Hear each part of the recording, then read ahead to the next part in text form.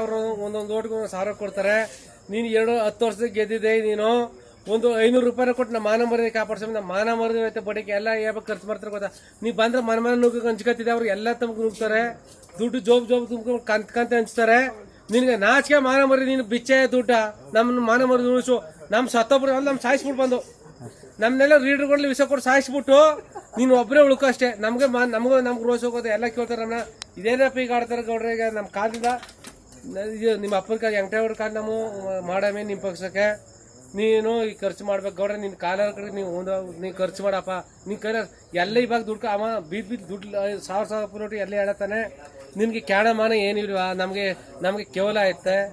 ದಯವಿಟ್ಟು ನರೇಂದ್ರ ಗೌಡ್ರೆ ಸೋಲಲ್ಲಿ ಎಷ್ಟು ಪರ್ಸೆಂಟ್ ದುಡ್ಡು ಖರ್ಚು ಮಾಡೋ ಅಷ್ಟೇ. ನಮ್ಗೆ ಇವತ್ತು ನೆನೆ ದಿನ ಬಂದು ಐಕ ಮಕ್ಕಳಿಗೆಲ್ಲ ದುಡ್ಡು ಕೊಟ್ಬಿಟ್ಟು ಹೊಂಟಾಗವನೆ. ವಾಟ್ಸಾಪ್ಲಿ ನಂಬರ್ ಕಳಿಸು. ನಿನಗೆ ಕ್ಯಾಣ ಮಾನ ಮರ್ಯಾದ್ರೆ ನೀನು ಖರ್ಚು ಮಾಡೋ ಅಷ್ಟೇ. ಅದನ್ನ ನಮ್ಮನ್ನ ಬರೋಣ ನಾವು ಅಟ್ಲು ಕೂತ್ಕೊತೇವೆ ಅಷ್ಟೇ.